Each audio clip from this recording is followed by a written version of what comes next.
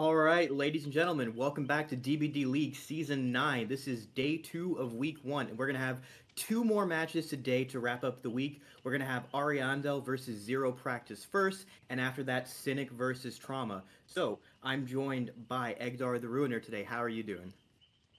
Doing absolutely wonderful. It's been a little bit of time away from Dead by Daylight for a little bit, having to play other games instead. But like a kind of toxic relationship, I just have to keep coming back to it, right? And it's going to be a hell of a match first, as you said. Ariandel, 0Practice, both absolutely phenomenal teams. Going to be a hell of a show to put on for you here today, ladies and gentlemen.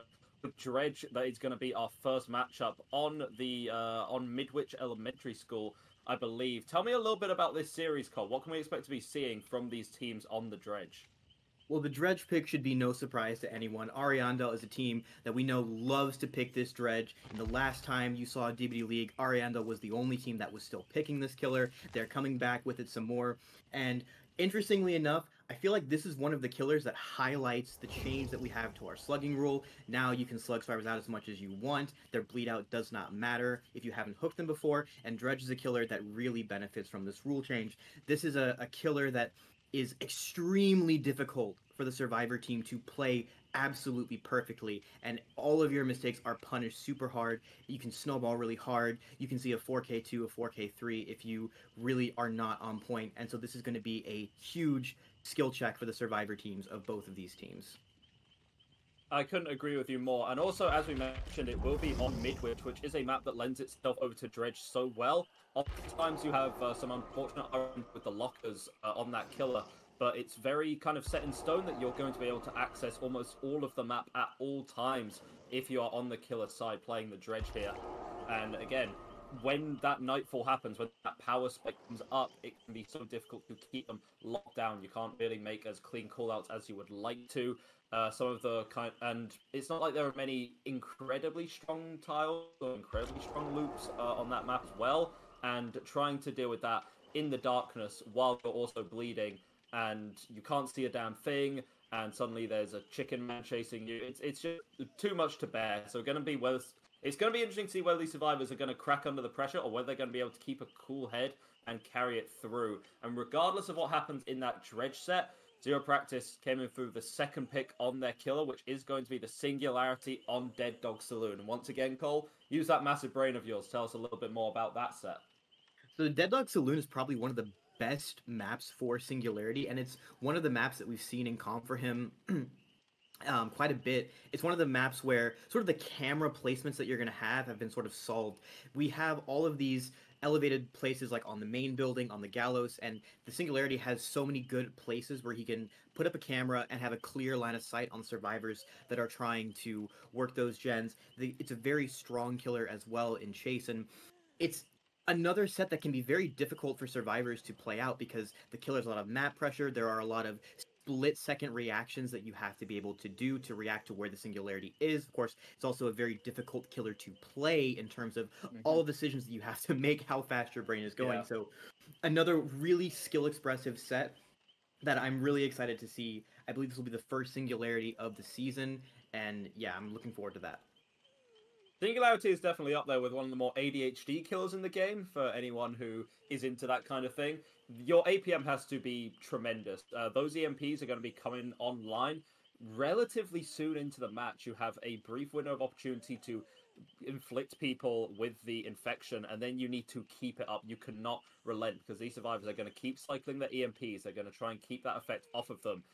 And of course, as you mentioned, all the maps to do it, you can lock down almost the entirety of the main section of the Dead Dog Saloon with just, 3-4 camera placements on that main building as well. So it's going to be about keeping that APM up and simply just keeping the survivors infected and slipstreamed at all costs. If you're able to do that, that is the key to success as a killer. If you're able to keep all the survivors consistently slipstreamed faster than they can EMP you out, then you're going to have a very happy series. Survivors, of course, going to try and counterplay that as much as they can, but with kills of this caliber, it's going to be a hell of a job. And then the tiebreaker set, the Ghost Face on Larry's Memorial Institute. What more can we say about the Larrys?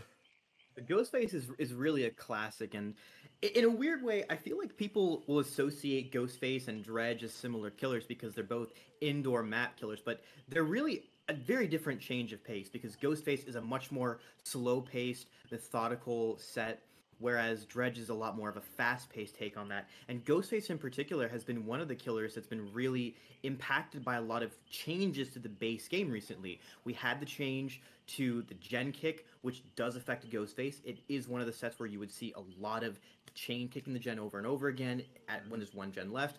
Also, the changes recently to the how Mangled works and Hemorrhage, where Sloppy Butcher, a perk that Ghostface loves, now not really working as effectively as it was before. So we may see killers moving away from Sloppy Butcher, moving into like the use of Ruin, in light of these changes, and I'm curious to see if we're going to see some of those adaptations in this set. It's very interesting how you mentioned those meta changes, and it's very well said that these Ghostface sets, which are often associated with being incredibly slow-paced, very long, very drawn-out, not necessarily going to be the exact same on account of the changes to the meta that you've described. A lot of hex perks, other means of regression have been coming through. And actually, a fun fact between these teams, they agreed on the Ghostface tiebreak set. They didn't ban for it. It really is a classic because it does just play so differently from a lot of other killers. Yes, Ghostface is, by all accounts, an M1 killer, 115 movement speed, but the way that you play, it's not really comparable to how you play for most of the M1 killers in the game. As you said, it's very slow, very drawn out, a little bit more cerebral, Dead by Daylight. If I had to push you for a prediction, Cole, in this series, who have you got going over and why is that? I feel like Ariandel should be a slightly favored team here, just based on past performance, past placements. But I think all of these killers are sets that are on the knife's edge, and even the slightest mistake can be capitalized on very quickly. So a lot of it will boil down to just who is more on point on the day, who's reacting well, who's, just ready to go. I think I'd have to agree with you there. You do give the edge over to Ariandel. They do have they pass the eye check. They have the name recognition. Players like Bubbo, Hardwell, LaMagic, Excise, some very strong names who we've seen compete before and know can perform at this highest level. Especially Bubbo on the Dredge is... It is about as nightmarish as the character itself, If there's any player that encompasses the terrifying presence that is the Dredge itself, it's Bubbo on that killer as well. 0Practice, not quite having the name recognition, but again, this is a top 10 tournament. They were invited here for a reason. They have a point to prove. They have some pride. They have something on the line here, and they are going to play for it today. Thank you so much, Cole, for the campfire chat. We're both going to be joining you again in just a few minutes. Seems like the players are ready. We're just getting everything all nice and set up for you now. We're going to see you after a very short break for our first set of the day.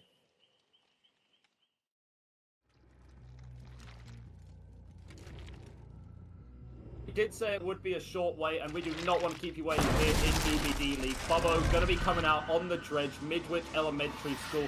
Join Cole today, and it's all about this early game if you're Bubbo. None of the lockers are locked. You have time to get around the map, do some renovations on Midwich, break down some of these walls, which can make life a little bit easy for you in the future, Do something now to avoid having to do it later.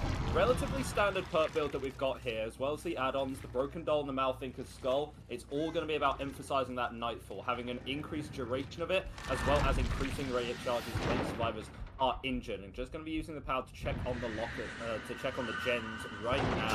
Go everywhere that you can. What are we thinking about this Corrupt split? I mean, Midwich is one of the maps where you can kind of forego the Corrupt if you don't want to bring it, but in this case, the survivors are going to be playing for patient anyway. At the beginning of a Dredge that you're just trying to delay the first hit, trying to delay that Nightfall snowball. So you're going to see survivors pathing towards the two God pallets that are always on this map. Midwich has very consistent RNG, so the players that are used to playing this set know exactly where everything is, and with our first chase being on Sayora here, he's running straight towards this God Pallet at the staircase, as expected. We may have to see a teammate coming in for a body block after the pallet drop, depending on what kind of RNG he has. And crucially, he's the player that has win his opportunity, so he's going to have an eye on what kind of pallets he has in his classroom and what he can make. And because this is at least a same king matchup, he'll have a little bit more leverage to try and play these pallets. But Dredge's anti-tower being brought down here, this is a very difficult to play around, and that will be down onto Sayora at 5 gens, but we do have survivors split onto 2, maybe 3 separate gens, so good gen progress. And because there's no pain resonance, which is actually banned on Dredge for this season, it will be a little bit difficult for Bubbo to interrupt more than one of those gens. Yeah, Bubbo simply played Dredge too well, and suddenly had to bump him up a tier and not allow the pain res. So going to be having Pop instead. Actually going to be getting some nice value in this gen as well, plus the Eruption too. So if another down can come through before this generator is completed, that's going to be even more time for a good but not great start for survivors right now. And I see what you mean about having to use those god pallets against a Dredge. On a lot of these loops, it feels like you're not talking about if they're going to down you, but when they're going to down you. How much time can you get in those small loops before the Dredge just ends up using the power to slowly wear you down? It's a really rough one to have to play against. This gen up top is actually going to be pressured out very heavily as well. And Bubbo right now, Unhook will be coming through here from the field, but it's actually going to get cancelled there, so Felix not going to be able to buy any more time and will be going down for it. So that's just a 1-for-1 trade right there. Right, and this is an extremely snowbally set. A lot of the gameplay has to do with having a strong early game, delaying the tunnel out as much as you can, and especially delaying these chain injuries, because once Nightfall happens, if you have multiple survivors that are injured, that's the opportunity that the Dredge has to snowball that lead, go for chain slugs, and try and, close out the game. But the survivors here are trying to do what they can to get to impact reset. They do still have one survivor on hook, but this is going to slow down their gen progress for a bit, as Kirzef does have a pretty good setup. There's a relatively decent pallet into one of the good windows, so this is a little bit harder for just Anthony to actually counteract, and it will pay off for Sayora, but now that window is blocked, he has to play a completely different pallet. Once this pallet is down, it's very difficult for him to be unzoned.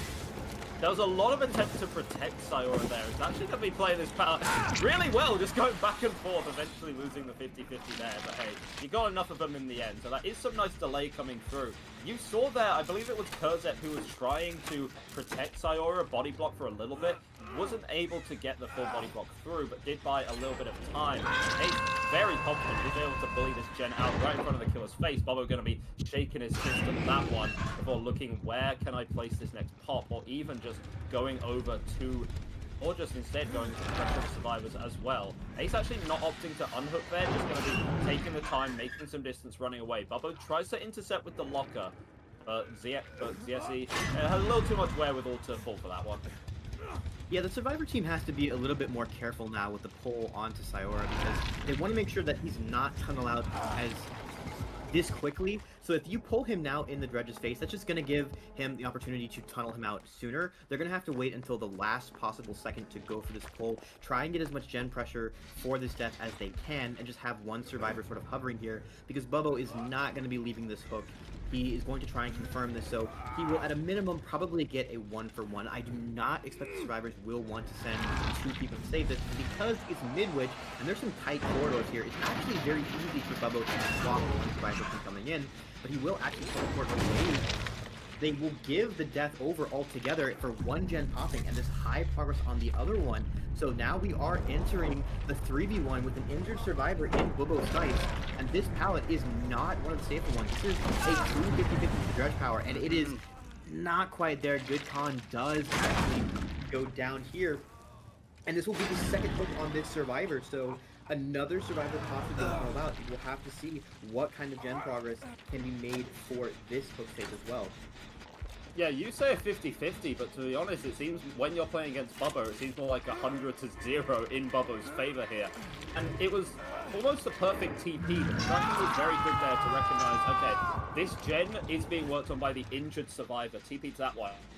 You can call it skill, knowledge, a little bit of luck. It doesn't matter at that point. That is the perfect target you could have done for. Because if any other target is caught out there, they're able to have a long face, take a hit, make some distance. Meanwhile, the injured survivor are either able to get healed up, or even worse, just continue pressuring these gens out. Instead, one manages to select the right target, get them in their sights, and now is actually going to be holding this position a little bit, has a gen which the survivors want to be pressuring, and also is able to keep the Felix on the hook in their sights as well. Ace going to be almost guaranteed to just finish the gen up top here, and Kurzep hovering for the unhook, would love to get this for the time being, but could also just try and pressure out this gen as well, maybe reverse some of that regression. Oh yeah. Right, Bubbo indecisive right now. That's okay. It definitely works out for Bubbo that he can see the hook and this high progress in the same spot. He's just going to sit there and let GoodCon die on the hook and go into that last 1v2, because once this death is confirmed on hook, it is a lot more difficult for the survivors to actually pump out gens. And Bubbo's going to know. We know the gen Adam was working on is the one that's right next to him. We know that Ace just popped another gen. So if he goes for this chase onto Kurzep right now, he knows that Ace does not have another gen that's been progressed. He only has this one that he has to worry about in this moment. So it's a little bit of a comfortable position for Bubbo to play out what is now a 1v2 with at least, you know, not a whole lot of resources left, if we're being honest. A lot of those good powers are already used. We're back in this 50-50 game where, you know, eventually you are going to give a tag, but it will be a whiff. Oh! Not quite there. Yeah, even worse, the Nightfall has activated as well, and that's going to make life so much harder for Kurzep. As you said, does have windows of opportunity to counteract a little bit, but you can see from the POV right there, when the Nightfall actually comes in, you're running around like a headless chicken. You're not always entirely sure where the killer is. You are just running it down in a straight line. But Bubbo actually going to be dropping the chase, pressuring out the gen instead. Playing the game a little bit safer here. Yes, could try and commit, but while you have this heightened mobility, why not take advantage of it? You know, Dredge is a very unique killer in the fact that they can essentially have 3 gens with a little bit of luck, no matter where the gens are. That's going to be one of the stronger pallets gone here into the window. Kurzep still, you can see just the effect of the broken add-on, keeping this Nightfall on for so long, making life so difficult for these survivors to do anything. And once again, Bubbo is going to be returning to gen jockeying. Bubbo is going to get a lot of value out of the killer instinct aspect of the Nightfall power, because he can teleport to a locker and know from the heartbeat if there's a survivor nearby, and this allows him to just keep an eye on these gens. The survivors are most likely going to have to try to go for a reset, but if Bubbo catches them off guard and tags the healthy survivor, it's going to be absolutely impossible for them to make a recovery here. It appears he will mount the chase onto Ace. There is one god pallet left on the map. Actually, really tragic for the survivors to have 2 survivors dead with this pallet still up. Maybe that would have delayed the tunnel off a little bit longer, but a little bit of a tough mind game here. It's not quite going to pay off. That will be Ace taking a hit for it, and now we are in the situation we described with 2 survivors being injured. It's so difficult for them to reset, and it means that Bubbo is in a position to slug 1 survivor, and it's a super easy time going for that last one.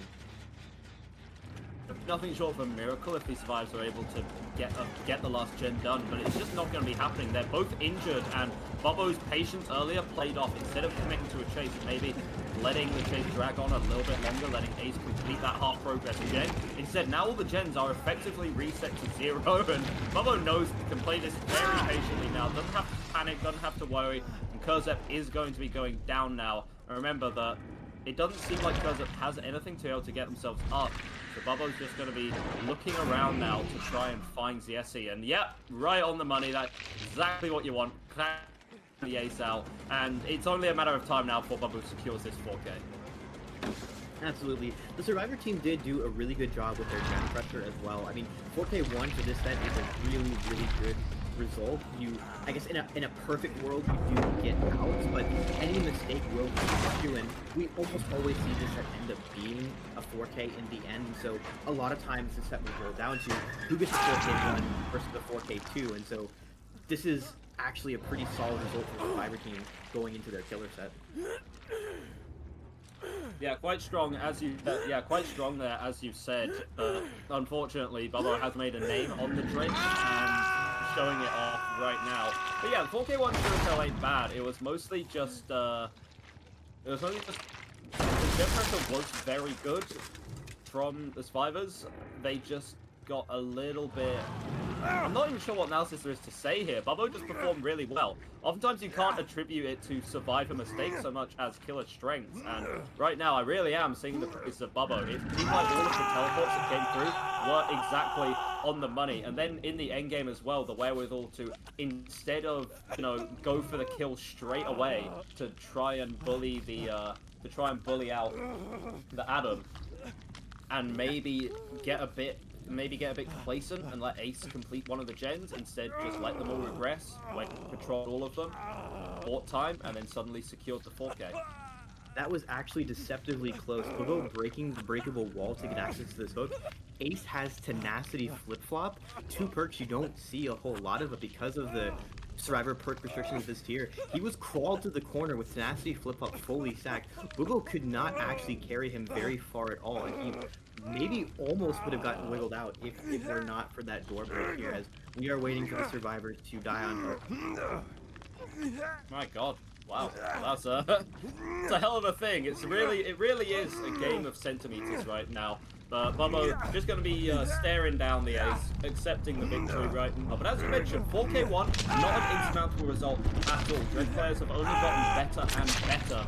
Whether the 0Practice team are going to be able to counteract this themselves is going to have to be determined in our next set. Do you think that there'll be any kind of deviance in... Not the add-ons are set in stone, but maybe perks, anything slightly different 0Practice bring to the table?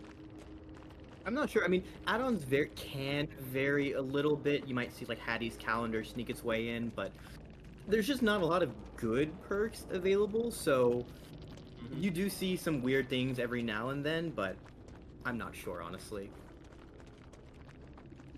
Yeah, well, this is what we're going to have to see on the next set. So that's a very strong performance coming out there from Ariandel with as the killer. 4K1, going to be seeing the 0 games are able to match that one out when they get to kill next. We'll be back after a very short break.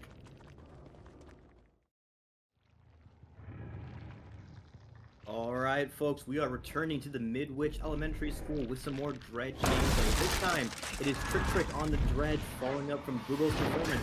He has to kill all 4 survivors of Ariandel before they complete 4 generators. That is the win condition. He will go ahead and start his first hit on survivor, who has already made their way to one of these god pallets, and he will not actually commit to chasing. Instead, break some lockers on those doors, and we will see our gens start to be progress as the other survivors are holding corners, trying to see which hallway the Dredge might be coming from.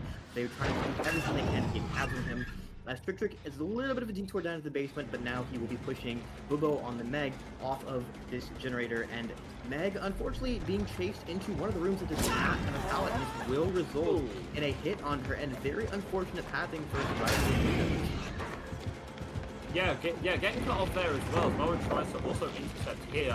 He's going to be dropping that pallet earlier, and the killer's not able to place the remnant earlier, so that is going to be a relatively safe drop for Bubbo here. But here you get the slightly trickier territory. You know, with windows that you don't actually have, you don't have lots of rope, but you get the stun through anyway. Never mind, turns out I told a lie. You have a very strong window here anyway. Bubbo trying to be looking to play this one, or at least the pallet now. Going to be using checkbox to advantage for the time being to keep things nice and locked down. Again, buying time for the rest of the team to keep everything going on through. Remember that, unlike Bubbo in the last set, this kill did not opt to spend some time renovating, breaking any walls or something like that. So there's going to be a lot more. There's going to be a little bit harder for them to get around the map, but the pathing not quite on point there.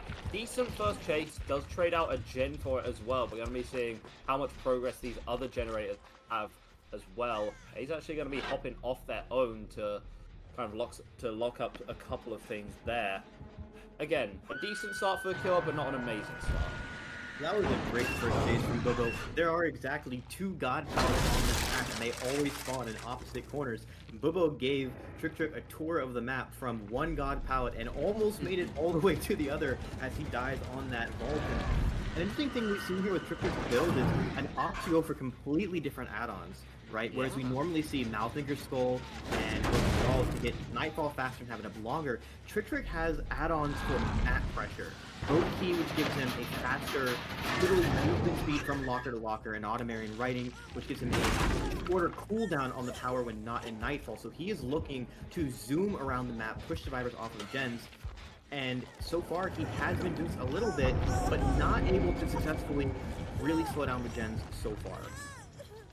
Yeah, fun fact, there's also a neat little secondary effect where once the exit gates are powered, all of the locks get broken on every single locker, but that's not really going to come to effect here because our killer today does not want the game to get to that. The 4K1 is the draw condition. If the survivors are able to complete every gen on the map, then then they lose anyway. So that effect is going to be rendered all for naught, as Nightfall is going to be starting very, very soon.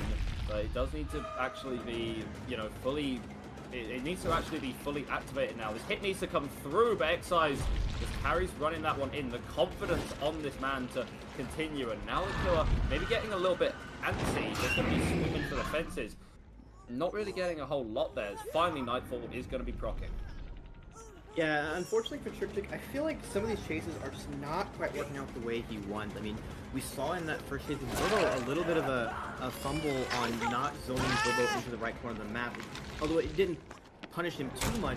Now we do have two survivors who have been injured. Bobo will be able to make it with his other god pallet, but instead will take the base kit BT hit and pallet him from the other side into the reverse deck as the third gen is completed. And if Triptych wants to win, he cannot let the survivors complete another generator. He can afford to let one more go, but the tunnel out here is so much slower than what we had in the previous game, and Bobo has found his way to another good loop. He has a decent pallet, more importantly, one of the good windows right behind it, so the killer has to be very careful to zone him properly, and Bobo will make it to the window. And even if Bobo is going to die here, which he will get hit to the window, there will be interruption proc, this tunnel out is maybe going a little bit too slow. Yeah, and there was also time for Excise to heal in all of that chaos as well. Hardwell not opting to, instead to just bully their gen out, as Bubbo is going to be being killed off there, but doing a phenomenal job buying so much time for the rest of the team. And you could argue that maybe you do want that increased Nightfall pressure quite a lot earlier. Yes, the killer right now playing for map control with these add-ons instead, but not doing a whole lot of good in the chase. And Bubbo took that small advantage and just abused it for everything it was worth right now. Single gen gets done here, and that is going to be our first set going the way of Ariandel. It's going to take an absolute miracle for Dredge to, you know, kill everyone here without letting a single generator get completed. Yeah, I believe in the previous game at this point, Bobo had two survivors who were dead. Last second value on pop here. Actually, no, it doesn't go through. No, it didn't. The pop only applies at the end of the animation, so really unlucky there. Triptych is, in a weird way, able to get a little bit of Nightfall generation because you do build up Nightfall stacks when you're using your power. That includes teleporting from locker to locker. I believe it also includes when you're just holding it out for the anti-loop effect. So we can see the survivors are about 75% of the way to Nightfall on the HUD, but Hardwell being injured this whole time is not actually being found, though, because he is running the Iron Will perk, and now Arima is able to take the Dredge to the library, going to read up on some strategies here for the Dredge set for next time, but this pallet will be played, and there's a pretty decent one downstairs as well, so the tag onto Arima. Will he choose to stay here? No, he's going to take his distance and try and get away from there, but he's just standing in the middle of the hallway trying to get eyes on where the Dredge is because he knows Triptych is not committing to him, trying to find these gens. We do see two gens are fairly close above us, and Triptych may be opting to try and cut off Arima from upstairs. He does see two different survivors on Killer Instinct. This will actually catch Arima a little bit off guard. This will be down onto him, and Triptych with the opportunity here to possibly pull this game back from the brink.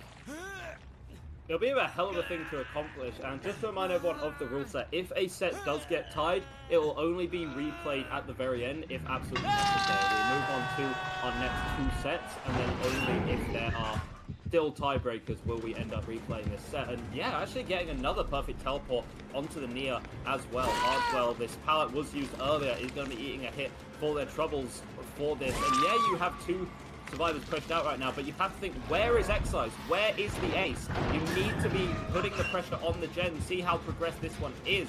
Actually not that much, and has a pop to apply to it as well. So when we get later in the game with that survivor gone, early, and that's another survivor down. Arima tried to get the pickup through. And remember, you do not get punished for bleed outs anymore. This is looking bad to worse from Ariandel. It's all on Excise right now, but that is a lot of burden for one man to bear.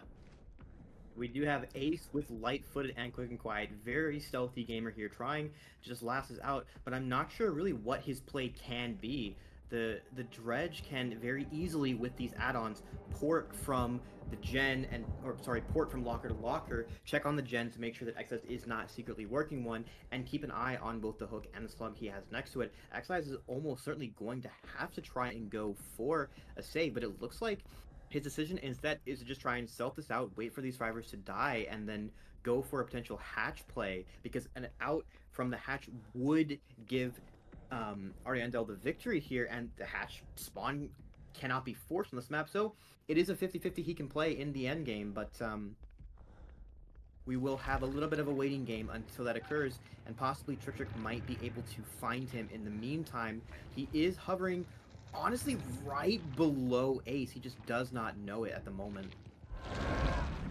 Yeah, Hardwell going to be hitting second stage there. There's also the idea that Arima isn't just going to, lie on the ground and let this happen. Is going to be crawling, making distance. There is the very slim potential for an Arima pickup. You can't...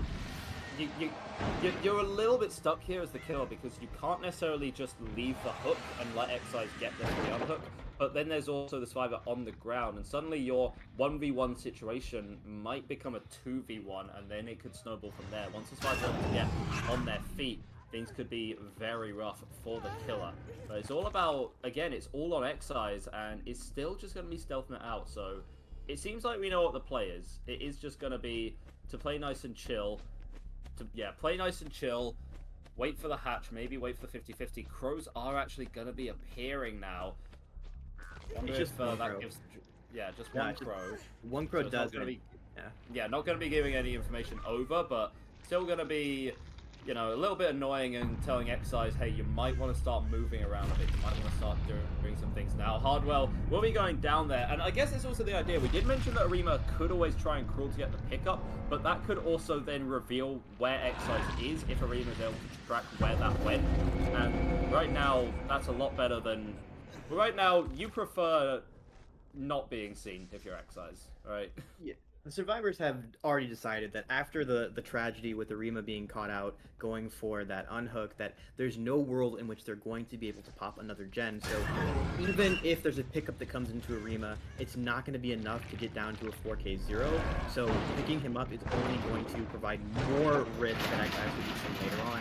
They honestly just want Arima to die as soon as possible so that they can try and go for the hatch game. But this map being as small as it is, especially with, again, these map mobility add-ons, is going to make it a very difficult proposition for Excise to try and get the hatch. It's purely the luck of the draw, and Trick doing his absolute best to try and find Excise in the meantime, but so far has not really been checking the area where Ace is hiding. I'm sure he suspects that, well, this courtyard has a lot of tall grass, maybe that's where the survivor will be opting to hide, but Ace has just been chilling in this library, in the quiet zone this whole time.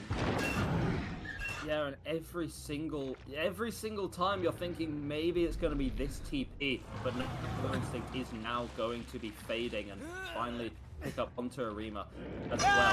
This is much below Excise, and again, there's now a lot of time as Arima finally gets closer and closer to sniffing out the ace. But again, he's going to be teleporting away. And yeah, Arima is not going to be... Arima is almost guaranteed to not be saved here again. It just gives away too much information. It gives up too much positioning to Excise. It feels like we're doing a lot of building up to the big payoff, which is, Arima dies and the hatch spawns in.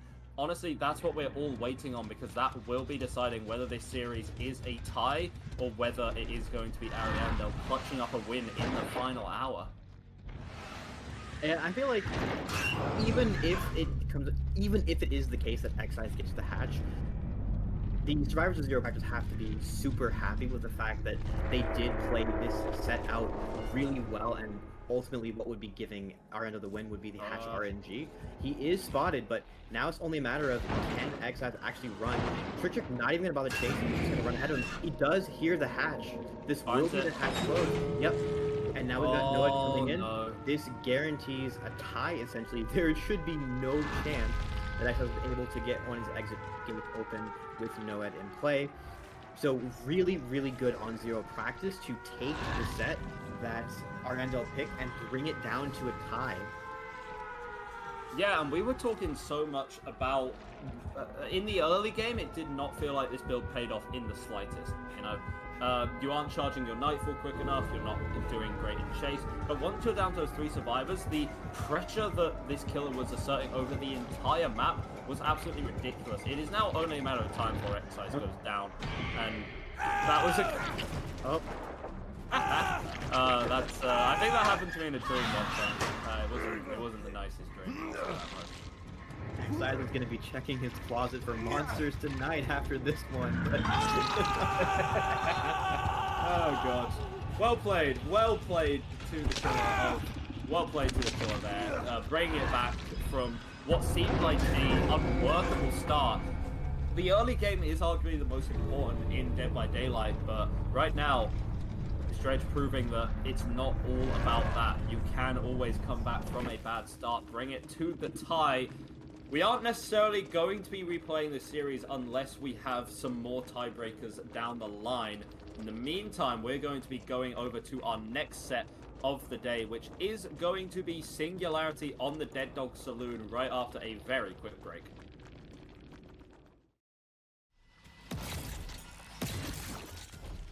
Hello everyone, welcome back, and after a bit of a nail-biter of a series, drawing up the series, so 0-0 so far. We do go over to our second match up here.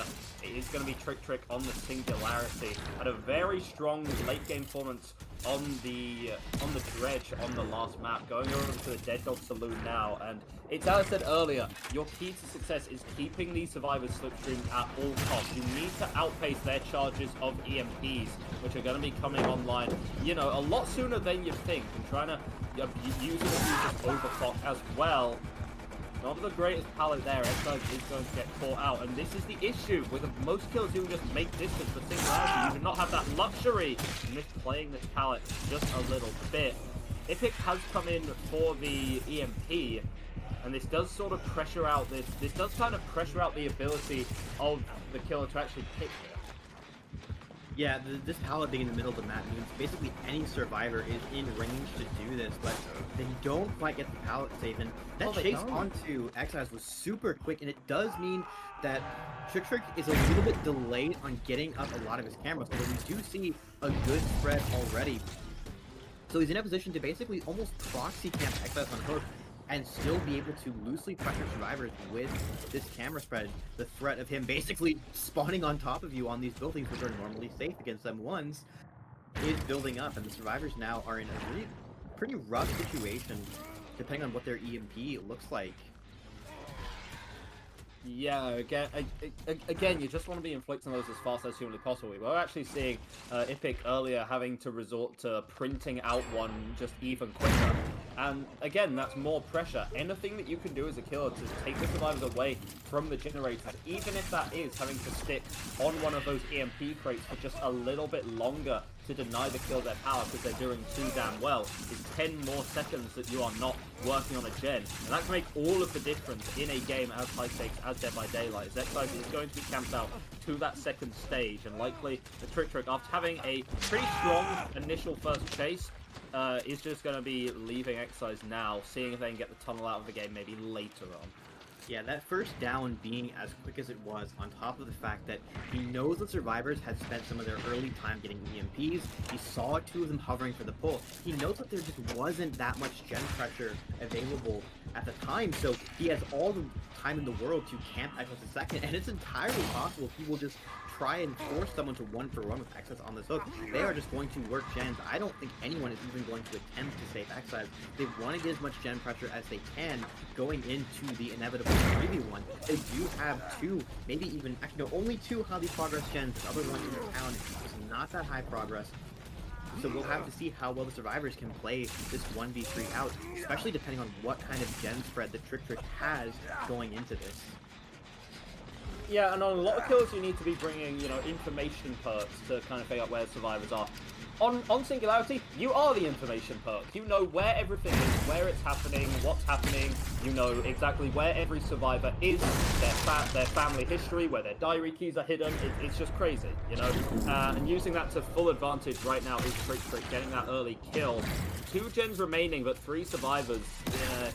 it's going to be looking pretty rough, especially because it doesn't seem like a lot of these gens have a lot of pressure on. And right now, it's actually 2 survivors being pressured at once. The EMP does come through to get that slipstream off, which is going to be something to help out just a little bit. But when it's being inflicted again that quickly, then who even cares? Yes, there's another save here, but this is the survivors being forced to group up, not focus on the generators, and instead just focus on the unrelenting force that is this Singularity, marching towards them in that overclock mode, and not just any regular overclock mode, the extended overclock mode with the haste bonus on account of these add-ons.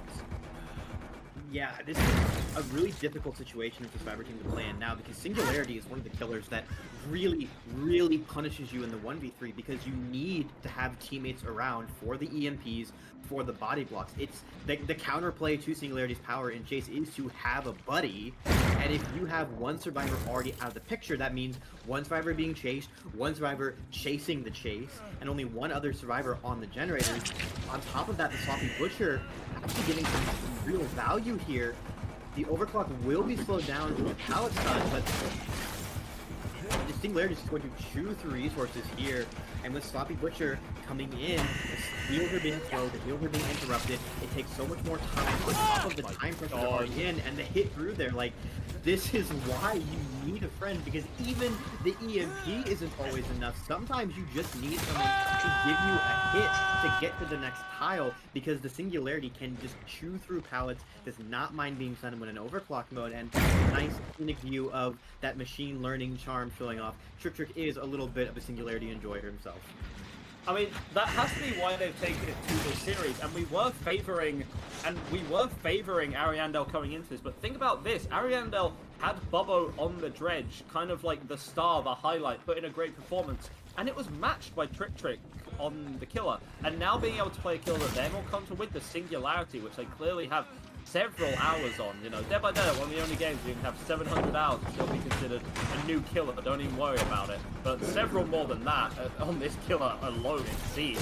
Gonna be running this one through, getting the down as well, and suddenly you're thinking, well, maybe we were wrong to count out 0Practice, maybe they have a leg to stand on in this series. It has got to be a huge confidence boost to tie Bubbo on his pick, going in knowing, all right, now it's my turn to show off what I wanted to play, and this is the difficult situation. Hardwell really wants to get this main building done, but he is slipstreamed, and there are cameras pointed directly at his gen, so it's actually not that safe. I do believe he might be the balanced landing survivor, which does afford him a little bit of safety on the map, as we're about to see, as the slipstream does come in, as the kick comes in, but Hardwell might not actually end up being chased.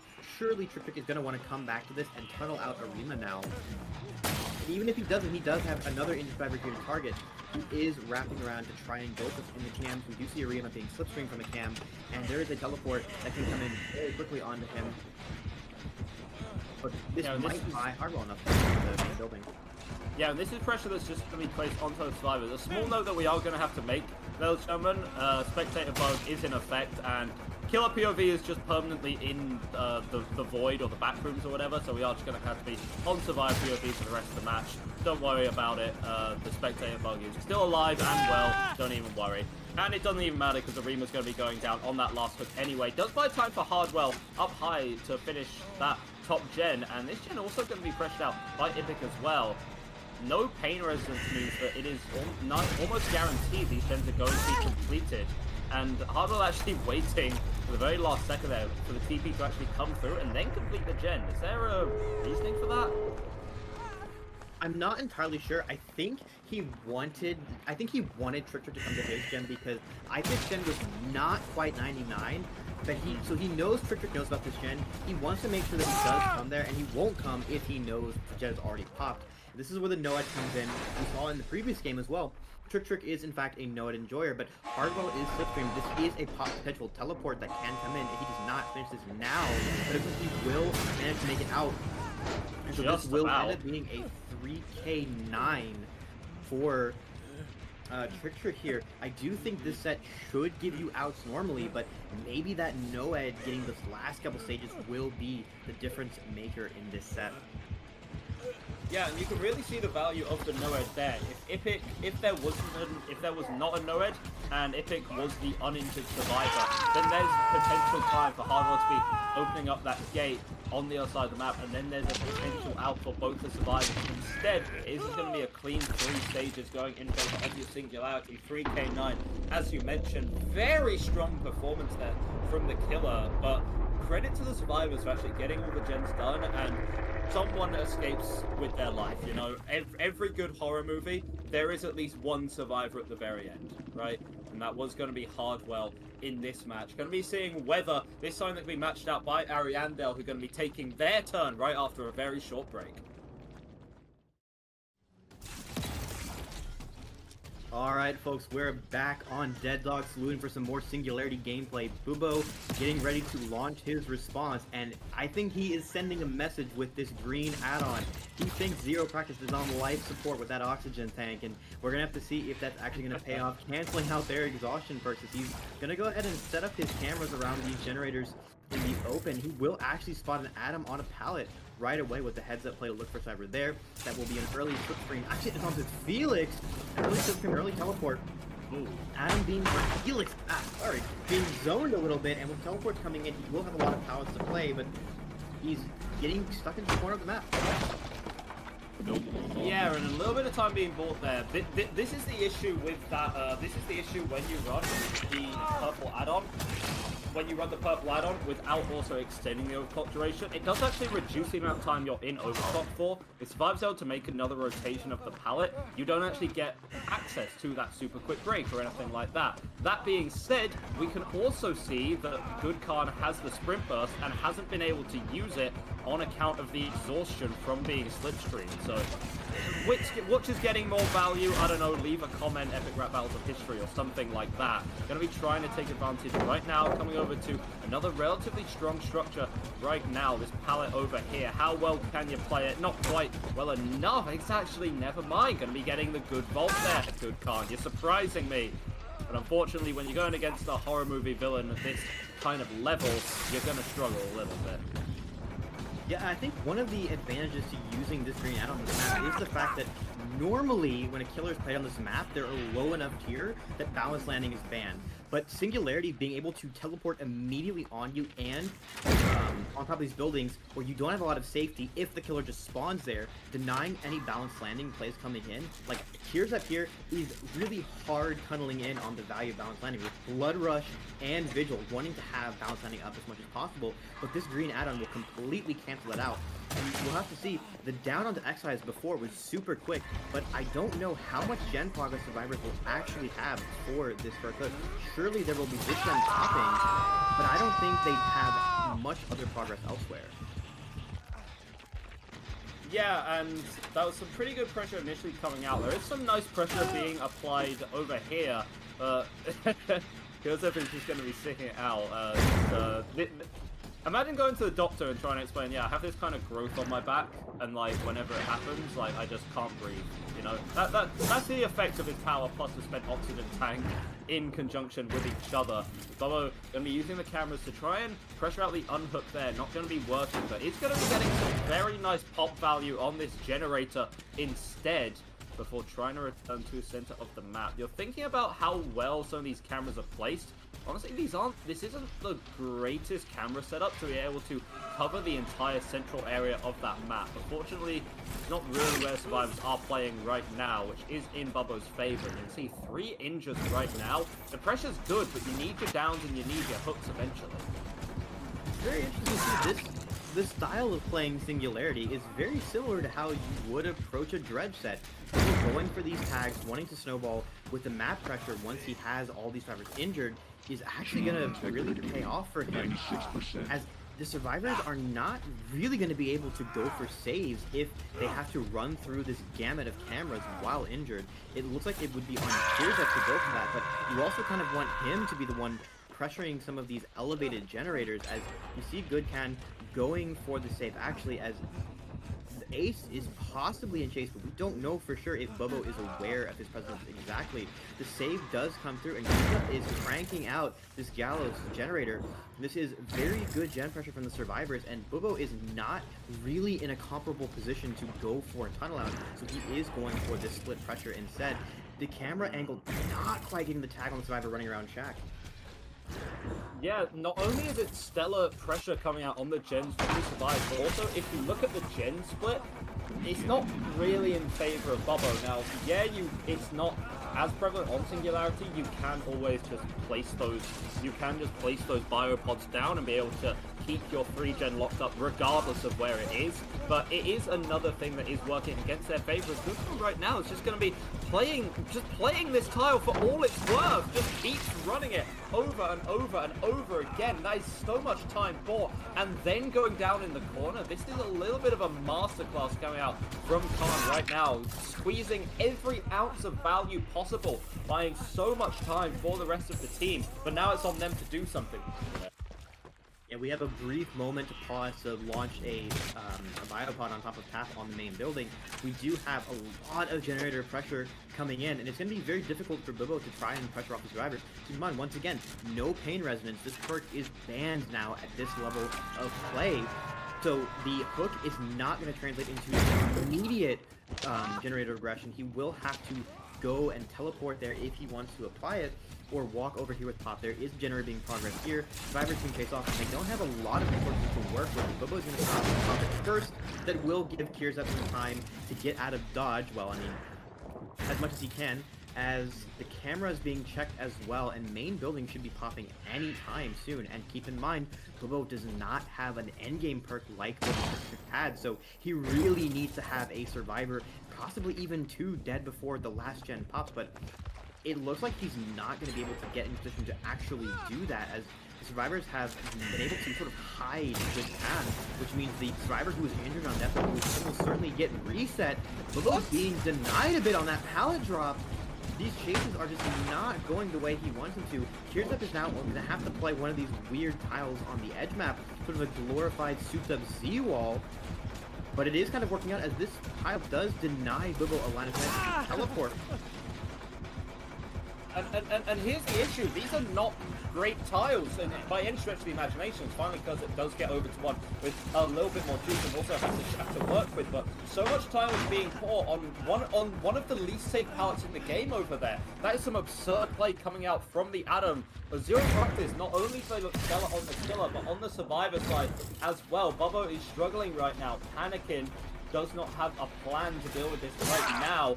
Is able to get the injure onto Ace, and my game does come through. And yeah, you're able to get a little bit of regression on this gen, but what about the ones on the other side of the map instead? It's like you're dealing with just a swarm of survivors. This is why this style of splitting pressure is so high risk, high reward. The risk is that if you are not able to get a survivor out of the game early enough, it's simply insurmountable. Having to face off against 4 survivors is a horrific challenge near the end of the game. And we need to highlight once again, in that previous game, the first down onto X-Ice coming in so quick, the Palisade not being able to come in, and we still had outs in that game, even through that and the no-edge. So this absolutely is a set where we should be seeing outs, and Bobo just not quite having that same fortune as Trick had in the previous game, and it's really biting him right now, as there will be a down onto another survivor, but surely another gen is so close to popping. And keep in mind, the survivors, they believe in themselves. They have brought adrenaline, they have brought hope. They are expecting to get the endgame and play this out, and Bobo is still looking down the need for 5 more hook stages to try and even this out.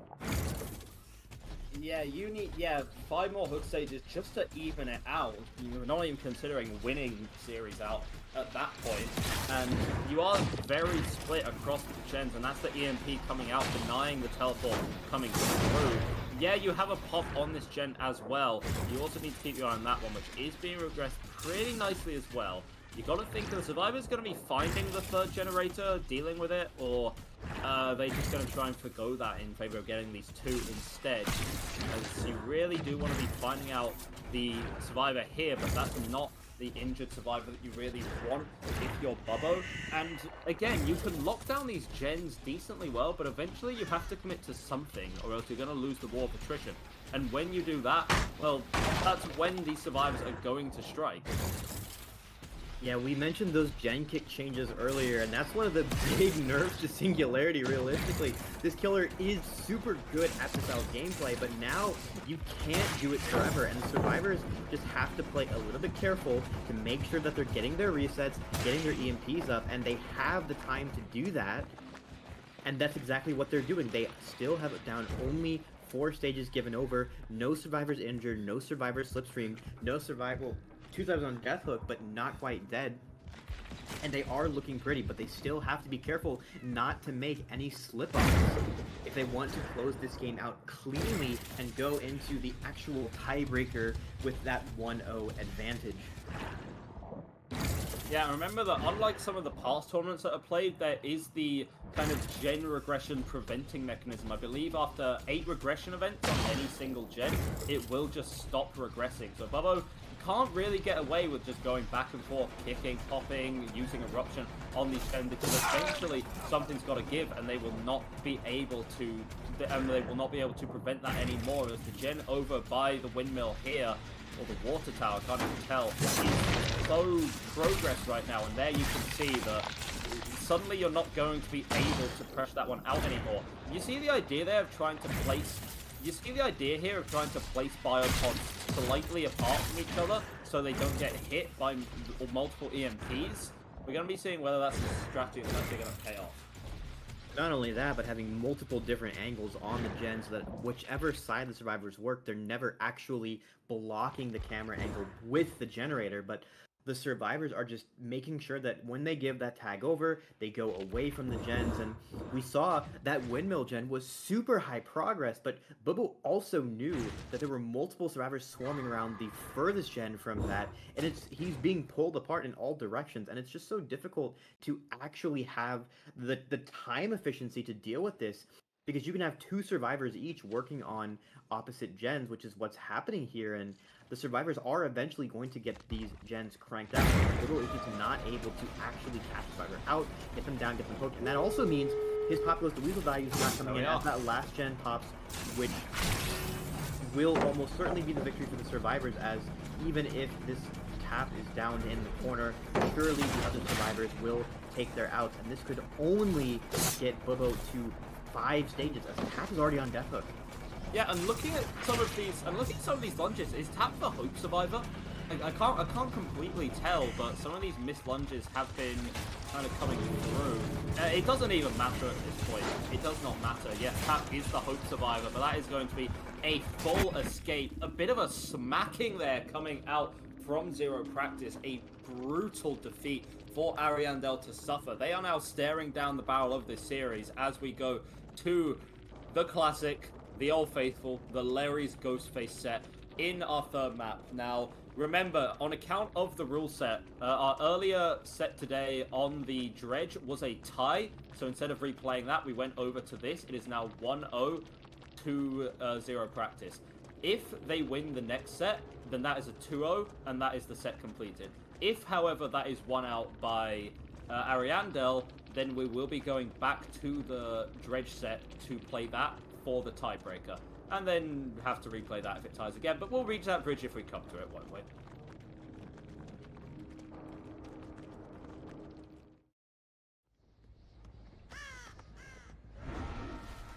The one, the only, the moment we've been waiting for. It's ARI's, it's Ghost Face. It's a combo as nice as peanut butter and jelly. It's just brilliant, isn't it? We're looking forward to this one, Cole. Yeah, this is what I live for. This set is like, I know a lot of viewers can find this release like slow and boring, but it's such a crisp set to play, to see how well the survivors are coordinated, how well they're talking, and it's one of the few sets that really exemplifies the difference between competitive teams and what you'll see in like a public match, more than just like, oh, well, their mechanics are a little bit better. This is what we're looking for. Yes, the whole idea of, yeah, it's fine, we don't need to be that fine when we're calling positions, we just need to know, you know, where we're taking chase, yada yada yada. That really does not matter when the killer is just walking around the entire indoor map, can quite literally spring upon you from any corner. And the expectation is Ghostface is a weak killer and therefore will not get that many downs. But with our current rule set, we have seen some absurd results. We've seen, I genuinely think we've seen everything from, you know, all 4 escapes with maybe like 2-3 hook stages to straight 4Ks at like 3 gens remaining. It could go either way. But right now, Ghostface is playing slow, but that's kind of a given, right? It seems instead of going for one survivor, it's building up stalk on a lot of them at the same time, waiting for that moment to strike, only when the hit is really guaranteed. Ruin is also here as well, so being able to play the game a bit slower and pressure out a lot of survivors is going to advantage him. When you're forcing the survivors to constantly, you know, turn around, look around, heal up instead of working on the gens, that's when your Ruin can get value. Yeah, the survivors are going to have to play around these god palettes in the early game. They're going to know multiple of them are almost fully stocked. And Bubo, playing this out very intelligently, plays for stock so that as soon as he finds anyone off guard other than Kirzep, who's tagged, they are just dead. So this is a very difficult situation to play out, and it looks like the first victim might be Good Khan. He does not have a good one to play here. Does he make this pallet? He will make the pallet. Yeah, just barely right there, but the power is going to be instantly refilled on account of the Olsen's Wallet add-on, along with the Philly camera add-on, which, you know, it's the strange trend of a brown add-on being better than, you know, almost the entire rest of the add-ons. That 20% extra stalk is absurd, unless they changed that recently. But Good Khan still tagged up. David was there to take a hit, but we're not even sure if that's for the time being, and that's a jump scare to end all jump scares. Jesse absolutely no idea what hit him just there. And not only is that the down, but that was a very progressed gen, which is now going to be ticking all the way back. Plus, remember, Ghostface is allowed the pain resonance as well, and that's your first down, and there's no gen to show for it from the survivor side.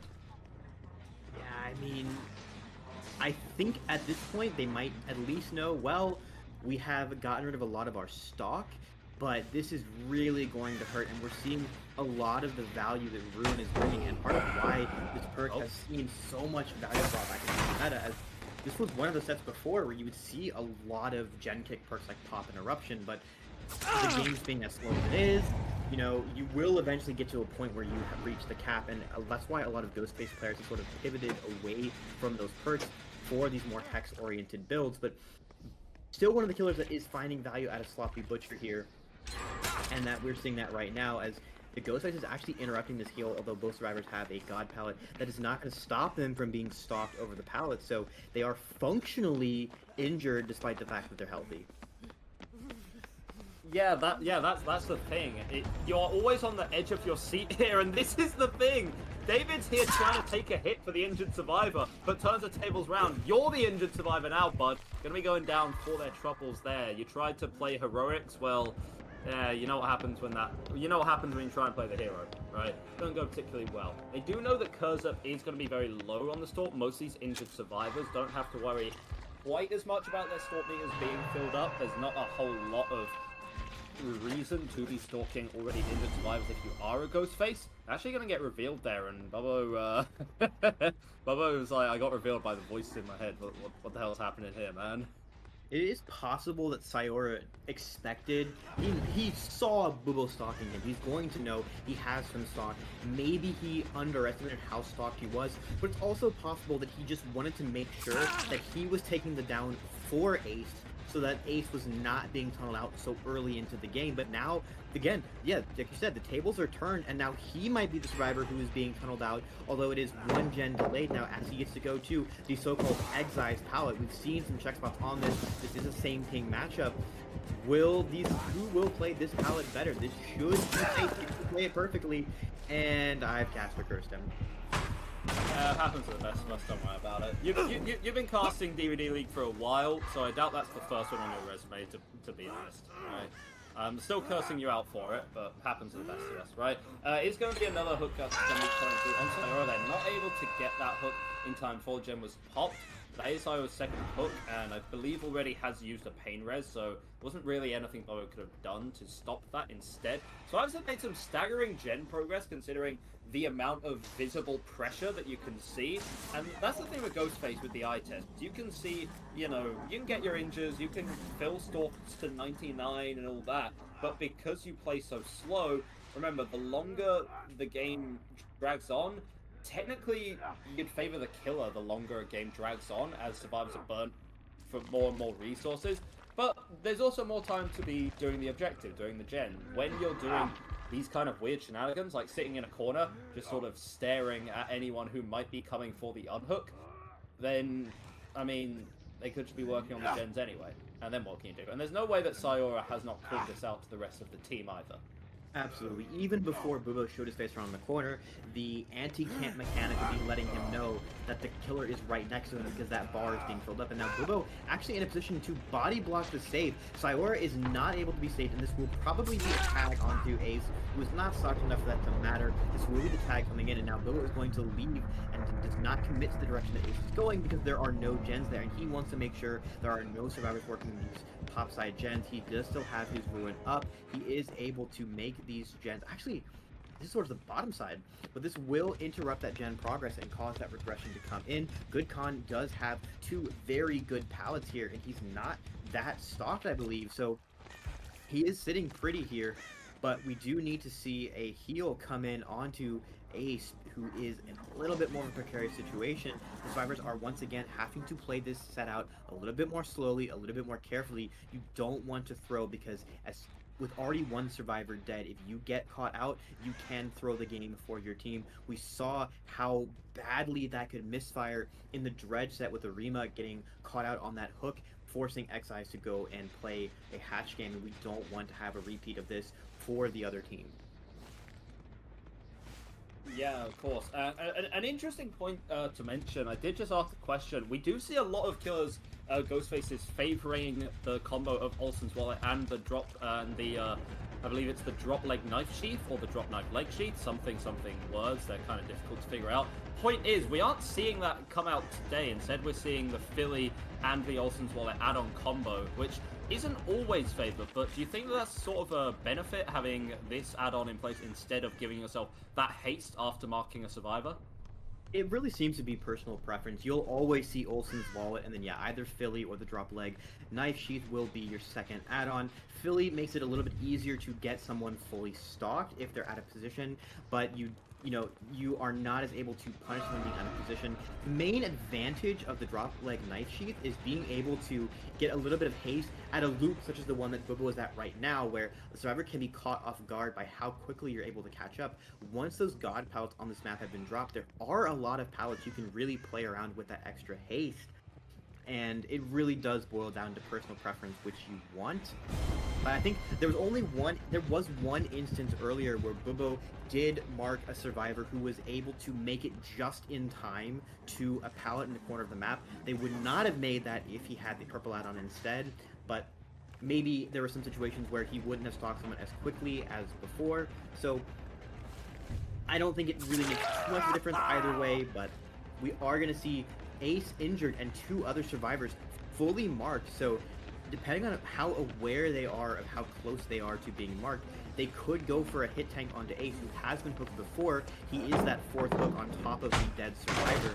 A god pallet coming down, and they will know there's another good pallet inside this tile. Bubo's going to go ahead and cloak and leave and try and catch out the other survivor who is not playing around Ace. He does, I believe, see them running over here as Kierzep is sort of loosely following. It's unclear whether he's trying to pressure this gen or keep tabs on Ghost Face to try and knock him out of his power if he's going for his teammate. But now, with survivors unsure of where Ghost Face is, that's why they're sitting on these pallets. Kierzep will go ahead and pre-drop, gets confirmation of where Bubo is, and Bubo is trying to fully stalk him here. He is 99 for sure.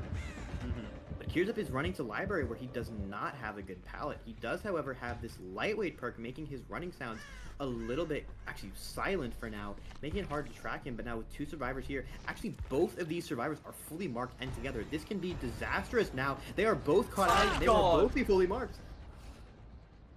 yeah, you're wondering how necessarily wise that is. You are going to need time to hook Kurzep right now, but Gutkan has to be playing with a swivel on their head right now. There was some potential for some crazy kind of shenanigans there. But yeah, if you're Gutkan right now, this is the thing. Yeah, you may not be down, but for the next minute or so, you cannot commit to a gen, you can't commit to a heal, you can't really practically do anything aside from just kind of sit in a corner and chill out, you know, or just keep running the hell away. And we do see a chase coming through here, and unfortunately you don't quite have the distance, you don't quite have anything to work with. You do just about get to the pallet. Interestingly enough, Ghost Face actually not being stunned up by that one. Very interesting right now, but the margins just a little too slim for you there, Khan. And that early mark is going to be coming into effect. Another hook going the way of the Ghost Face. More pressure being piled on. But if you look at the hook stages, it's not like that's necessarily the biggest deal in the world. Yeah, hook stages are always going to count for your score, but in the grand scheme of getting your survivors out of the game, is kind of now one hook apiece. You know, generally you'd prefer to just have all those 3 hooks on one individual and then leave yourself with a 2v1 after that. But score is score, and Bubbo is still one of the best killers to have done it, so that always helps. This is definitely one of those moments where the survivors are in danger of being sort of slowly bled out of hook states. These gens are decently close by Larry's standards, and the hook is in the middle of them. Ruin is still active. The survivors are fortunate enough that they did get that reset off from the unhook, and none of the survivors have any stock progress on them because Bubbo did get his last 2 downs off of the fully stocked progress there. But he's in a situation where he can actually just sort of loosely proxy camp Good Khan here, as everything that he cares about is in the same side of the map, and he does see Adam trying to pressure this, who is now going to give over half of a stock bar, and if he's not careful, he does have a decent pallet to play, but in a sense he is trying to be a distraction as the other survivor cranks out one more gen. Now Adam is actually going to go for a cleanse on the Ruin Totem, but now Ape has been spotted on the gen, so that will interrupt that, as now Bubble will take the tag on him and then run back. Ruin is cleansed, but Ace can't fully commit here because Bubble could just be sitting in the corner. They will get visual confirmation on him. The fully stock will come in onto Adam. Goodcon will try and body block it with the base kit BT wearing out. He is dead on hook. This can really backfire. He does have a decent pallet here, but he was down on a pallet like this earlier. He has to be so careful because going into a 2v1 with 2 gens left is very risky, as survivors absolutely want to get at least one more gen done.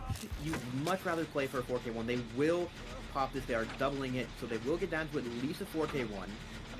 But trying to pop all gens now is going to be a very dangerous proposition, as one of their survivors is injured and the other is still fully marked. Yeah, the marked is going to be wearing off relatively soon, but again, you never really know where the killer is going to be. It's a very interesting decision there. Of course, keep it for the moment. Hindsight is 2020, so you can't look back on it, but it's an interesting decision that the body block, like, instead of letting the Adam go down and go on a hook stage and maybe let your maybe let your Felix live another day for a little bit longer, instead they just didn't do that. Felix took the hit, went down, and then was eliminated from the game. Again, as the killer, you are more than happy when you're able to focus your hook stages and take someone out of the game. And there was a good attempt from the Felix to play the pallet, but some of these loops and Larrys are not quite as strong. Proving it right now is Bubbo, especially because this guy has chops on not just characters like Ghostface, but regular M1 killers as well. Has never had an issue playing these. Tried for a very cheeky wraparound there, but Ziesi knew that something was up and did in fact hop into the locker for something. It didn't really work out though. And it's going to now boil down to almost another situation where the last survivor standing has to go for a hatch fight. I don't expect they're going to try and go for the save. They should not realistically expect, sorry, to complete another generator, and the hatch RNG might be all that's left. If you're able to get Adam out through the hatch and then go down to a 4k1 yourself, you can pull a win out of this set, but And that is what they're going to go for. Adam, or Ace rather, is not resisting on hook. Adam is just going to camp Slugworth head on, and he has to be very careful because he is fully marked. If he runs into Bubo while looking for the hatch, he will be one shot, and basically every pallet on the map is now gone. Yeah, and Kurza does not have the luxury of a terror radius to figure out where the hell Bubo is. Just going to be hiding there. It's completely RNG right now, but it seems like Kurza has won the coin flip, so to speak. Is going to be hopping in, and that could be a hell of a margin. The hatch play at the very end going the way of the survivor. A little bit of RNG in our DBD games. It's what some people want to see, what some people don't want to see. But if you are the, if you're the side of 0Practice, you're definitely happier about this. It's time to see whether 0Practice can close out this series on the Ghost Face themselves. We're going to be seeing that after a very short break. Ladies and gentlemen, Dr. Trick Trick is in. We're back on Larry's Memorial Hospital with Ghost Face gameplay, looking for some Ariandel survivors. This is the opportunity to clinch out a 2-0 against the favored team if they are able to get a 4K with any gens remaining, with that hatch coming in, with the 3K10. This is possibly a fantastic opportunity for Trick Trick. Yeah, and this would be, I'm not too familiar with how the games went yesterday, but this would be one hell of an upset, potentially the upset of the tournament thus far, if 0Practice are able to take the series, and not just take series, take it 2-0 as well. They do have a bit of a hell of a time to get there. If I recall, they need 10 hook stages, roughly, and they're also not able to have, and also not allowed to have the survivors complete all of the generators either. It's a hell of a thing to do, and they bought slightly different perks and add-ons in order to deal with it. We were having this conversation last round about the drop leg knife sheath, so this is going to give you a little bit more kind of lethality in chase and power at loops, at the expense of, it's not always going to apply. When it does apply, it can be worth a whole lot, but it's not always going to be applicable. And its effect is very short. It's just a very small power burst after getting that store off, compared to Philly, which is always going to be reliable, whether you're stalking regularly, whether you're using it in chase, whether you're going around the corner to get some cheeky progress. It's always going to be there. And then also Call of Brine. Now, this is instead of the Ruin.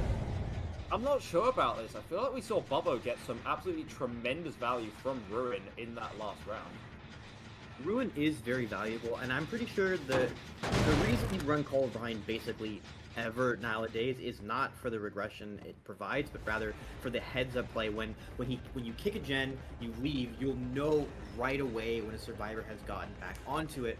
That's probably what he's going for, to try and catch someone off guard. Also noting he has sort of shied away from the Sloppy Butcher post-nerf, so deciding, you know, that's not worth it. But he is also going for that stock gain, having 3 survivors fully stocked, looking now for X-Eyes or really anyone else that he can catch off guard, not committing to chases. He's actually taking a very indirect path around the main building, and that will get some drop leg value as well. Bubo not quite able to make that pallet, and now Trick Trick sussing out if there will be a pallet save coming, but I doubt it. That was just Bubo being caught off guard by some very creative pathing. For the majority of veteran players, Dead by Daylight really fails to scare there. That being said, I would check Bubbo's underwear after that one, because there is no way that they are still clean after that play. Really good pathing there from Trick Trick.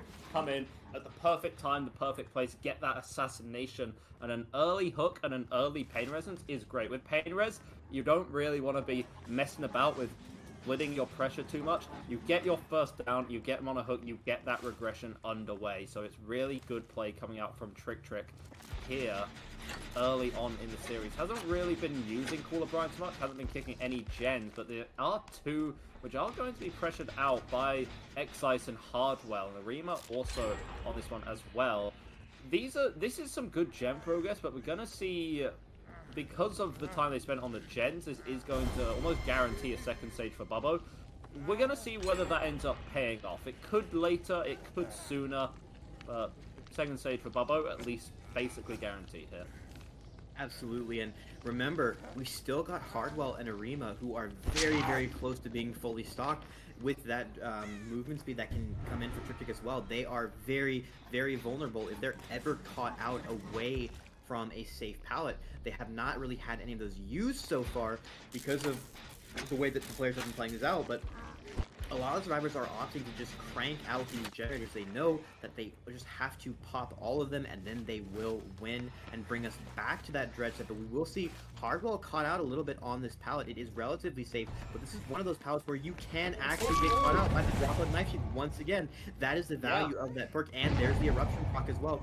Bubo will get unhooked, but now Trick is coming straight back for that tunnel out. He will have Exiles around to try and cover for him, and Exiles is the only survivor on this team who actually can go for a body block since he's not fully stocked. But it looks like Trick is trying to find where Bubo may have gone. He's not quite on his trail yet, as now we have 3 survivors sort of hovering over Hardwell, and he might get picked up. This could be a throw from Trick greeting for that tunnel out.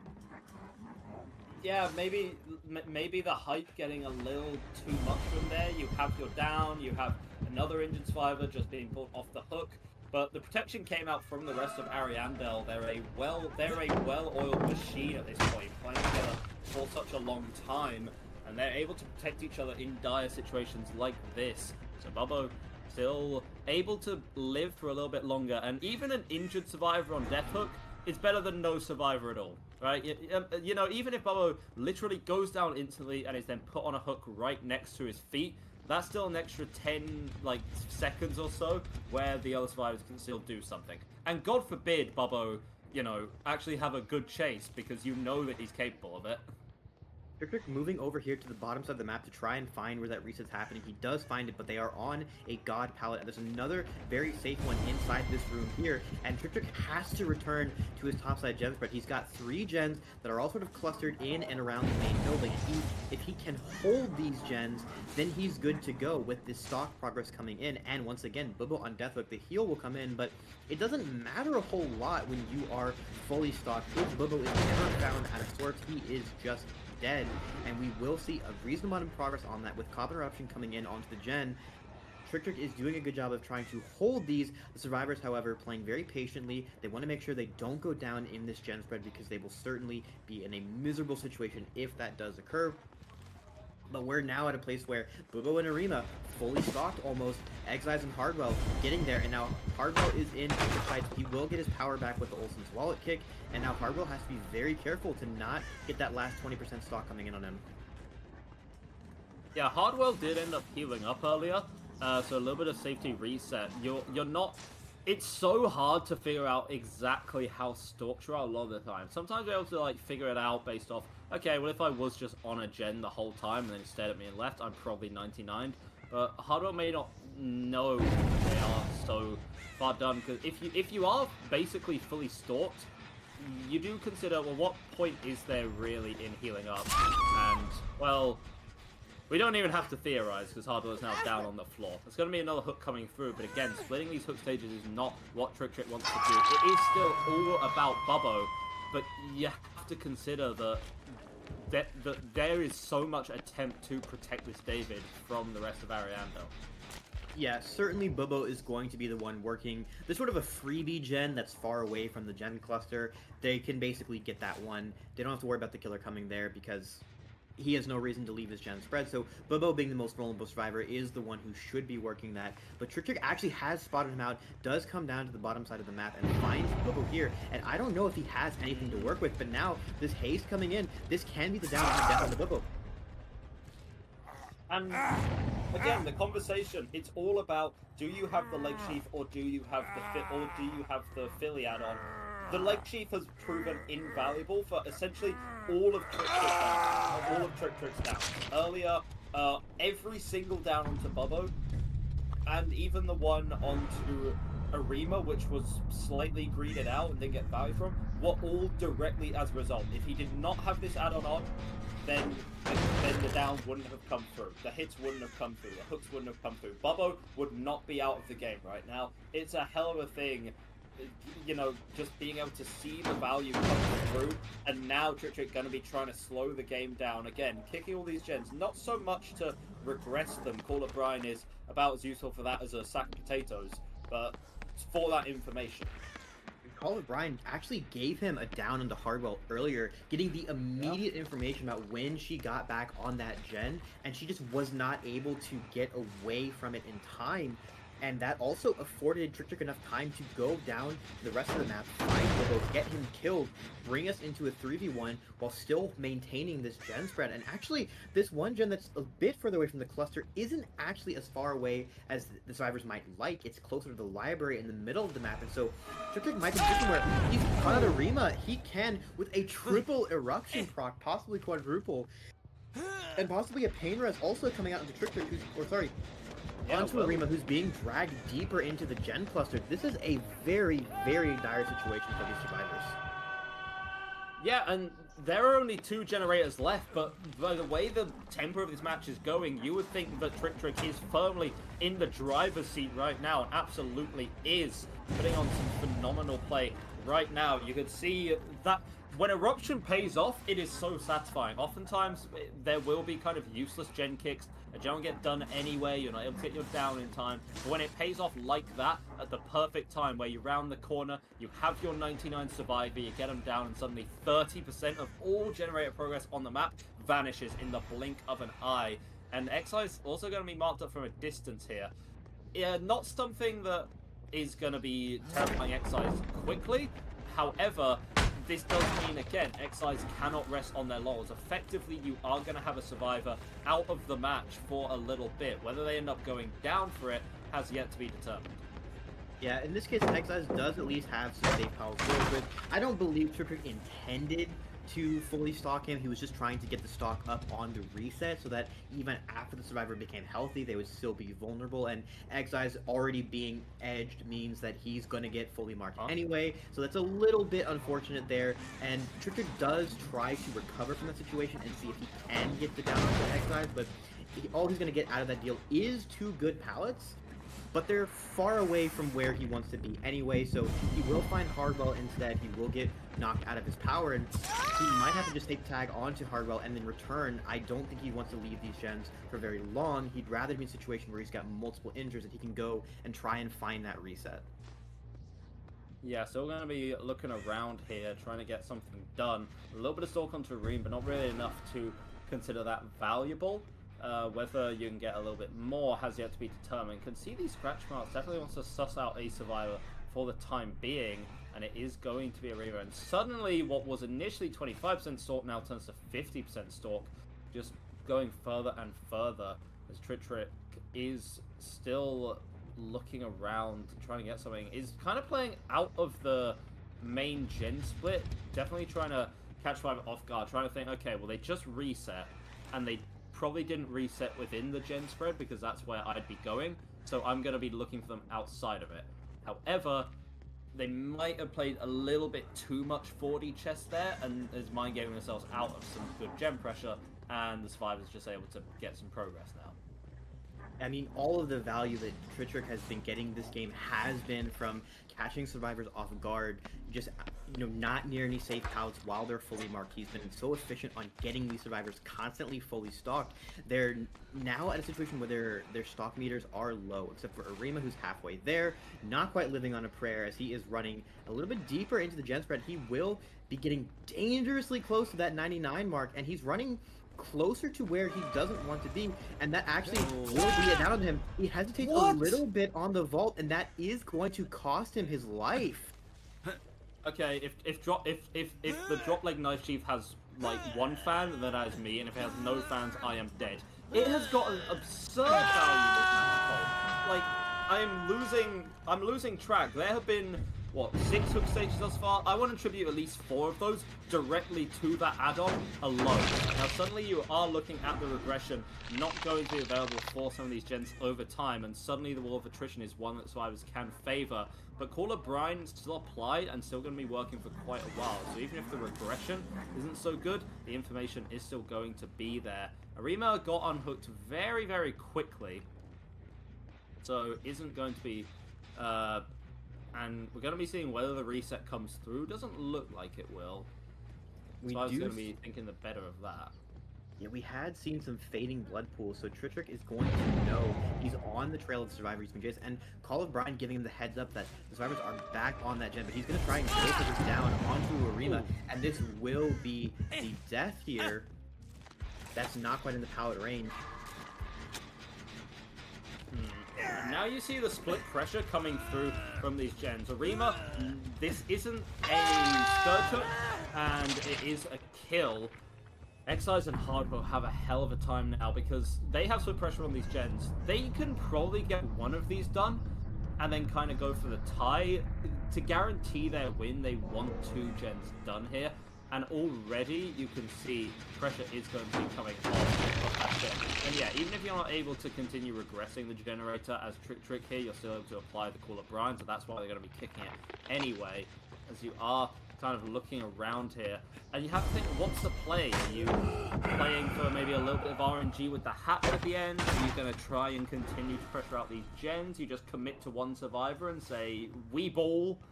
There's a lot of options for Tritrick to have to work with. It is in these high-pressure situations that a team like 0Practice have to, you know, they have to perform. They have to make the right decisions when it really matters, when the pressure is at its highest. Yeah, they do need to get, either they pop one more gen, or they have to get 3 stages out through the hatch. 2 stages is only a tie because the survivor who got out from the hatch previously was hooked once. So they have to sort of be monitoring how many stages they have left, but they are, even in a 1v2, looking like they might be in position to actually just pop the last gen, as now we're in a situation where the gens are being so close to the regression cap, and then they can just run away, play safe. I think they might actually be able to just get that last gen popped. Again, there's so much margin for error against a Ghost Face, though. You know, at any moment they just turn the corner. None of the survivors are currently marked, which is a good thing, but suddenly they turn the corner and you're injured, and then maybe you get a little bit complacent with the injury, and then suddenly you're down on the floor, and then the killer will not relent and end up catching the other survivor as well. There are so many ways this go wrong. This is exactly what I'm talking about here. Exiles is now going to be the one getting injured up, and yes, Hardwell has the time while injured to work on some of these gens, but isn't really able to. Is it just going to be the case that Exiles and Hardwell, they go into the center of the map and then, you know, heal each other up? Well, if they do, then the regression from Call of Brine is able to come through onto this gen, which was the scariest one for Tritrick to have to deal with. And so now the game looks a bit better for him. It's very slow, very drawn out, very methodical, but it is the Ghost Face on Larry's, the El Clasico, the one-trick pony of the DBDLeague, I suppose. So it seems to be working out. He's probably now going to try and see if he can catch out the reset. Now, because there's no Sloppy Butcher in play, the survivors also have the option to 99 each other's heals and then pop both at the last second, so that the killer does not know that they've reset until they're actually completely done. If he had the Sloppy Butcher in play, then you have to fully heal someone one at a time because of the hemorrhage regression. But now, Tritrick is leaving his gen spread to try and find that reset, and if he does find it, that can be absolute disaster for survivors. But so far, they have remained unseen, and Tritrick is returning back to his gen, so we will actually see these survivors getting reset, and this brings them closer to the probability of completing this last gen, although this gen that they had gotten so much progress on before is almost fully regressed. Yeah, there is a reset. As you say, 99 them both at once. Just continuing to apply some pressure. And now these gens are all basically at nothing. They have 2 survivors, 3 gens, and 1 Ghost Face, and then a Call of Brine proc as well. So now Tritrick has the information, knows that they're still actively working on this gen, and he's going to have the pressure onto Hardwell out now. There is this power to play around if you are Hardwell, but with it being dropped there, actually is able to chain it into another one. A lot of the resource in this point of the map hasn't actually been used, and you know, sometimes the best thing to do in combat is to do nothing at all, and that's going to be Hardwell proving it here today. Eventually going to get caught out there buying a good amount of time. But with the gens, you know, all going close to 0, it sure as hell isn't enough time for Excise to completely finish a gen all by a lonesome. But Tritrick knows about the win condition, knows that they cannot let a single gen go, cannot get complacent at all. 19 on the score from the Hardwell, who just doesn't care. Gets the movement speed. It doesn't matter about the exposed. He just gets the movement speed that Hardwell does not get the window. Now, keep in mind, we know that we need more than things out. Exise is fresh. Exise getting out via hatch or by an exit gate would be a win. Hardwell getting out would only be a tie. So it's absolutely crucial that Tritrick finds Excise before he can go for any of that. And it looks like they might be attempting to go for a save onto Hardwell. They might just believe, you know what, we're in a position that we can go for popping all gens, but it remains to be seen. And this is a little bit of deja vu to that Dredge set where Excise was the last survivor standing there too and had to go for a hatch game. I think the first time that I casted a Ghost Face set in DBDLeague, it ended something like this, with the killer staring in every single locker for a few hours, and interestingly enough, it actually pops into a locker afterwards, so it does seem like this play for the save is purely cosmetic. It's just going to be checking them all instead. From the angle we weren't quite able to suss out exactly what locker Excise was hiding in, so honestly it's about a mystery for us whether the one that Tritrick checked is going to be the correct one as well. So, hey, it seems like we're in for a little bit of a suspenseful couple of minutes. The locker is actually surprisingly necessary for Excise here, because if Ghostface is stealth and you happen to catch a glance of him, he will be notified that you're trying to reveal him, and you'll give your position away. So you do kind of need to use these lockers to shield you from that eventuality, but of course you can't just sit in this locker the entire time, because you will get crows eventually. But every time you leave that locker and try and migrate to a new one, you're basically risking that the ghost face can be right around the corner, as long as Hardwell has not given you eyes recently. Yeah, just a reminder for everyone who's here, Cole did neatly explain that Excise leaving here would actually be a win for Ariandel, simply because they have not been hooked, and therefore they would have, therefore Ariandel would have more fresh hooks on their kill round, and therefore win it out from there. If that does happen, then we go back to the first set of the day, which was the Dredge on Midwich. That ended in a draw. Instead of instantly replaying that series, we just carry on until there is another tiebreaker scenario. So whether this goes 1-1 or 2-0, again, it's whether Tritrick can find the survivor right now, and even if they can, then need to make sure that they're the one that gets out without allowing Hardwell to escape in all the chaos, because if Hardwell escapes, then it's a draw, and you still haven't won the series if you're 0Practice.